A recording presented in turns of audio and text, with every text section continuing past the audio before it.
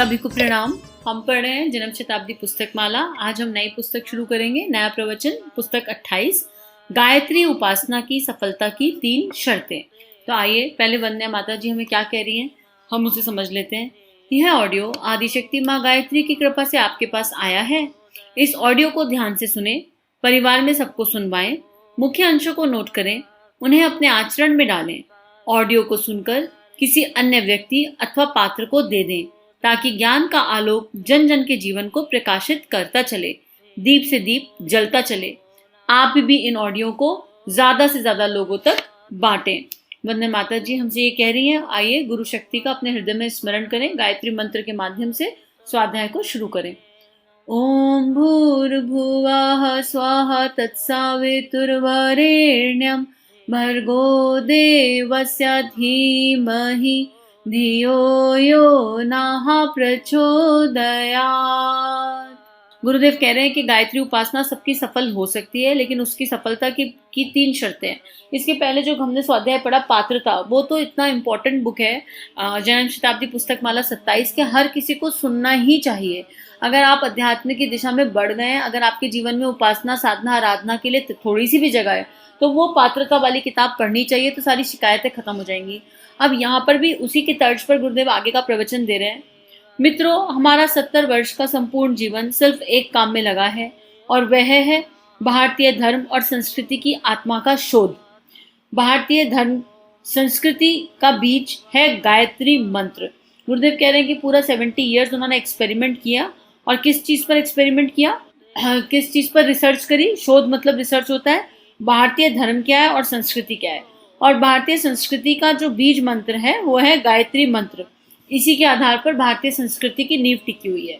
इस छोटे से 24 अक्षर के मंत्र में वह ज्ञान और विज्ञान भरा पड़ा है जिसके विस्तार में भारतीय तत्व ज्ञान और भारतीय नृतत्व विज्ञान दोनों को खड़ा किया जा सकता है। ब्रह्मा जी ने 4 मुखों से 4 चरण गायत्री का व्याख्यान 4 वेदों के रूप में किया। वेदों से अन्यान्य धर्म ग्रंथ बने। जो कुछ भी हमारे पास है, इस सब का मूल जड़ हम चाहें तो गायत्री मंत्र के रूप में देख सकते हैं। इसलिए इसका नाम गुरु मंत्र रखा गया है, बीज मंत्र रखा गया है। बीज मंत्र के नाम से, गायत्री मंत्र के नाम से इसी एक मंत्र को जाना जा सकता है और गुरु मंत्र इसे कहा जा सकता है। हमने प्रयत्न किया कि सारे भारतीय धर्म और विज्ञान को समझने की अपेक्षा यह अच्छा है कि इसके बीज को समझ लिया जाए। जैसे कि विश्वामित्र ने तप करके इसके रहस्य और बीज को जानने का प्रयत्न किया। हमारा पूरा जीवन इसी एक क्रियाकलाप में लग गया। जो बचे हुए जीवन के दिन हैं, उसमें भी हमारा प्रयत्न यही रहेगा कि हम इसी की शोध और इसी के अन्वेषण और परीक्षण में अपनी बची हुई जिंदगी को लगा दें। बहुत सारा समय व्यतीत हो गया। अब लोग जानना चाहते हैं कि आपने इस विषय में जो शोध की, जो जाना, उसका सारा निष्कर्ष हमें भी बता दिया जाए। बात ठीक है। अब हमारे महाप्रयाण का समय नजदीक आ चला है, तो लोगों की यह पूछताछ करना सही भी है कि हर आदमी इतना शोध नहीं कर पाएगा, नहीं कर सकता। हर आदमी के लिए इतनी जानकारी प्राप्त करना तो संभव भी नहीं। हमारा सार और निष्कर्ष हर आदमी चाहता है कि बताया जाए। क्या करें? क्या समझा आपने? क्या जाना आपने? अब हम आपको वह बताना चाहेंगे कि गायत्री मंत्र के ज्ञान और विज्ञान में जिसकी इतनी व्याख्या स्वरूप ऋषियों ने सारे का सारा तत्व ज्ञान खड़ा किया, वह क्या है। सबसे पहले यहाँ पर हम कितने सौभाग्यशाली हैं कि बिना एफर्ट करे हमें गुरुदेव के 70 वर्षों के शोध और रिसर्च की पूरी जानकारी और समरी मिलने वाली है, खुद गुरुदेव के प्रवचन से, उनके मुख से। गुरुदेव के प्रवचनों का संकलन है जन्म शताब्दी पुस्तक माला, जो उन्होंने अपने समय रहते प्रवचन दिए और सौभाग्य से इनको पढ़ने का मौका मिल रहा है। तो गुरुदेव ने यहाँ पर एक समरी तो बताई थी कि गायत्री वो शक्ति है जो भारतीय संस्कृति का मूल आधार है। चारों वेदों की उत्पत्ति गायत्री मंत्र से हुई। ब्रह्मा जी ने गायत्री मुख से 4 मुखों से गायत्री के 4 चरण बताए हैं। अब गुरुदेव को इससे क्या मिला, और गुरुदेव का जितना जीवन बचा है उसे भी गुरुदेव गायत्री मंत्र के रिसर्च में ही लगाना चाहते हैं। तो कोई तो कारण होगा। हमारे ऋषियों ने गायत्री मंत्र पे रिसर्च करी, तो कोई तो कारण होगा। इसको गुरु मंत्र, बीज मंत्र कहते हैं। कोई तो कारण होगा। तो अब उस कारण को हमारे सामने गुरुदेव गहराई से रखने जा रहे हैं। गायत्री को त्रिपदा कहते हैं। त्रिपदा का अर्थ है 3 चरण वाली, अर्थात 3 टांग वाली। 3 टुकड़े इसके हैं। जिनको समझ करके हम गायत्री के ज्ञान और विज्ञान की आधारशिला को ठीक तरीके से जान सकते हैं। इसका एक भाग है विज्ञान वाला पहलू। विज्ञान वाले पहलू में आते हैं तत्व दर्शन, तप, साधना, योगाभ्यास, अनुष्ठान, जप, ध्यान आदि। यह है विज्ञान वाला पक्ष। अब इसके बारे में गुरुदेव हमें कई बार समझा चुके कि तत्व दर्शन क्या है, किसी भी चीज का मूल आधार क्या होता है, उसके पीछे का साइंटिफिक रीजनिंग क्या होता है, तप क्या है, साधना क्या है, योगाभ्यास क्या है, ये सब हमें पिछले जन्म शताब्दी में अच्छे से एक्सप्लेन किया गया है। इससे शक्ति पैदा होती है। गायत्री मंत्र का जप करने से, उपासना और ध्यान करने से, उसके जो महात्म्य बताए गए हैं, इससे यह लाभ होता है, अमुक लाभ होते हैं, अमुक कामनाएं पूरी होती हैं। अब यह देखा जाए कि यह कैसे पूरी होती हैं और कैसे पूरी नहीं होती। ये गुरुदेव ने पिछले स्वाध्याय में बताया कि भाई मंत्र तो कितने लोगों ने आके कहा कि हम भी मंत्र करते हैं, हमको तो रिद्धि सिद्धि नहीं मिलती। और गायत्री मंत्र का ये वाला विज्ञान वाला भाग ये कहता है कि इसको करने से इस तरह के लाभ मिल जाते हैं, ऐसी कामनाएं पूरी हो जाती हैं। तो अब गुरुदेव आगे समझा रहे हैं कि किन की पूरी होती है, क्यों पूरी होती है और क्यों नहीं होती, यह सफलता कब मिलती है और कब नहीं मिलती। कोई भी बीज अगर हमने मिट्टी में डाला तो हर बीज वृक्ष बनेगा जरूरी नहीं है ना।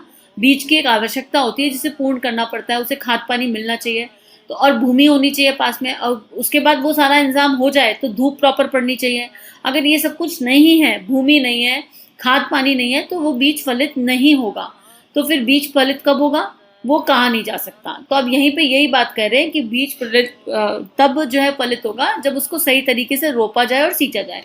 तो इसे गुरुदेव के शब्दों में इसे पढ़ते हैं। भूमि उसके पास होनी चाहिए, भूमि के अलावा खाद और पानी का इंतजाम होना चाहिए। किसी भी बीज को पैदा करने के लिए इन 3 चीजों की आवश्यकता पड़ती है। तब वह बीज पल्लवित होगा कि नहीं, कहा नहीं जा सकता। गायत्री मंत्र के बारे में भी यही 3 बातें हैं। यदि गायत्री मंत्र के साथ 3 चीजें मिला दी जाएं या किसी भी आध्यात्मिक उपासना के साथ मिला दी जाएं तो उसके ठीक परिणाम होने संभव है। अगर यह 3 चीजें नहीं मिलाई जाएंगी तब फिर वह यही कहना पड़ेगा कि इसमें सफलता की आशा कम है। गायत्री उपासना के संबंध में हमारे लंबे समय का जो अनुभव है वह यह है कि जप करने की विधियां और कर्मकांड तो वही हैं जो सामान्य पुस्तकों में लिखे हुए हैं या बड़े से लेकर छोटे लोगों ने किए हैं। किसी को फलित होने और किसी को फलित ना होने का मूल कारण उन 3 तत्वों का समावेश करना लोग भूल जाते हैं जो किसी भी उपासना का प्राण है। उपासना के साथ यह एक तथ्य जुड़ा हुआ है कि अटूट श्रद्धा होनी चाहिए। श्रद्धा की शक्ति अपने आप में एक बहुत बड़ी शक्ति है। बहुत सारी शक्तियां हैं, जैसे बिजली की शक्ति, भाप की शक्ति, आंख की शक्ति, उसी तरह श्रद्धा भी एक शक्ति है।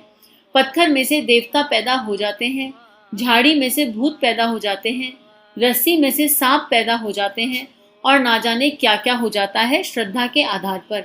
अगर हमारा और आपका किसी मंत्र के ऊपर, जब उपासना के ऊपर अटूट विश्वास है, निष्ठा है, श्रद्धा है, तो मेरा अब तक का अनुभव यह है कि उसका चमत्कार आपको मिलना ही चाहिए और उसके लाभ सामने आने चाहिए। जिन लोगों ने श्रद्धा से विहीन होकर उपासनाएं की, श्रद्धा से रहित होकर केवल मात्र कर्मकांड संपन्न किए, केवल जीभ की नोक से जप किए और उंगलियों की सहायता से मालाएं घुमाई, लेकिन मन में वह श्रद्धा उत्पन्न ना कर सके, विश्वास उत्पन्न ना कर सके, ऐसे लोग खाली रहते हैं, खाली रह जाएंगे। बहुत सारा जप करते हुए भी अगर अटूट श्रद्धा और विश्वास के साथ उपासना की जाए तो यह एक ही पहलू ऐसा है जिसके आधार पर हम यह आशा कर सकते हैं कि उपासना के हमें अच्छे परिणाम मिलेंगे, उपासना पूरा लाभ देगी। यह हुआ एक पक्ष। अब गुरुदेव कितनी सुंदर बात बता रहे हैं। कर्मकांड है, इम्पोर्टेंट है, लेकिन कोई भी साधना, कोई भी उपासना का मूल भाव है श्रद्धा। अब ये बात पहले भी एक स्वाध्याय में हुई थी कि श्रद्धा मतलब क्या होता है, मेरा विश्वास, मेरा बिलीफ सिस्टम। मैं जो बिलीव कर लूंगी वही मेरी आत्मा का सत्य है। तो अगर अब मैंने ये बिलीव कर रखा है कि मेरे गुरु का हाथ मेरे सिर पर है और हर क्षण है और उनका प्राण हर पल मेरे भीतर बहता है, तो ये मेरी श्रद्धा है और इस श्रद्धा को कोई खंडित नहीं कर सकता। श्रद्धा होती ही वो चीज है जिसे कोई खंडित ना कर सके। 10 लोग आके बोल जाएं आप पागल हो, अरे ऐसा नहीं होता है, ऐसा क्यों मान रहे हो, नहीं, पर मेरा आत्मा का ये सत्य है, ये मेरी श्रद्धा है और ये मेरी श्रद्धा है तो ये सत्य होकर रहेगी। श्रद्धा एक विजुअलाइजेशन है, एक धारणा है, हृदय का एक भाव है, एक संवेदना है। अगर मेरे को मंत्र करने से पहले वो संवेदना, वो भाव है उस मंत्र के प्रति और उस मंत्र के देवता के प्रति, तो अगर हम गायत्री मंत्र कर रहे हैं और मान लो आप गायत्री माता पे श्रद्धा रखते हो, या आप सविता पे श्रद्धा रखते हो, या आप गुरु के चरणों पे श्रद्धा करते हो, आप कुछ तो विजुअलाइजेशन करके गायत्री मंत्र कर ही रहे हो ना, तो उस श्रद्धा को निष्ठा के साथ अपने अंतःकरण में भाव संवेदनाओं के साथ पूरा दिन बहने दीजिए। जब तो आप 1 घंटा, 2 घंटा, आधा घंटा, पौना घंटा करोगे ना, लेकिन उस भाव में तो पूरे दिन जी सकते हैं ना। और जब हम उस भाव में पूरे दिन जिएंगे, मान लो मैं ये भाव करूं कि सविता देवता का दिव्य प्रकाश गायत्री मंत्र के माध्यम से मेरे अंतःकरण पे पड़ रहा है और मेरे तीनों शरीरों को शुद्ध कर रहा है। अब मैंने इस भाव से जप किया, करती रही, जब से कभी तो उठूंगी, लेकिन ये विजुअलाइजेशन, ये भाव, ये श्रद्धा वाला जो हिस्सा है, ये अंतःकरण में 24 घंटे रहना चाहिए, कहीं स्थिरता के साथ मेरा चिंतन इसी पे होना चाहिए। और जब ये होगा तो हमारा जो जप है वो मैनिफेस्ट हो जाएगा तीनों स्तर पर, स्थूल, सूक्ष्म, कारण शरीर पर, और फिर सब कुछ मिलेगा। उस जप से जो मिलना चाहिए वो मिलेगा। हालांकि मांगने की यात्रा नहीं है, तो पात्रता वाली किताब को हमेशा पढ़ना और याद रखना चाहिए कि गुरुदेव ने समझाया है कि हम क्यों कर रहे हैं, लेकिन हृदय हमेशा द्रवित रहेगा, करुणा, संवेदना, प्रेम से भरा रहेगा। तो आज के लिए इतना ही। पहली कौन सी चीज गुरुदेव ने बता दी, वो है अटूट श्रद्धा और निष्ठा, इसके अलावा कुछ नहीं। अगर ये है तो आपकी हर साधना सफल है, वो चाहे किसी भी मंत्र की हो। तो आइए, आज के लिए इतना ही स्वाध्याय, और सभी को प्रणाम, सभी को धन्यवाद, और एक ही प्रार्थना गुरु शक्ति से कि हम सबके भीतर भी ये श्रद्धा का बीज आरोपित हो जाए। इसी के साथ स्वाध्याय को समाप्त करते हैं। हमारे YouTube चैनल को सब्सक्राइब कीजिए और बेल आइकन पर क्लिक कीजिए ताकि आने वाली सभी वीडियो की नोटिफिकेशन आपको मिलती रहे। आप सभी को बहुत बहुत थैंक यू।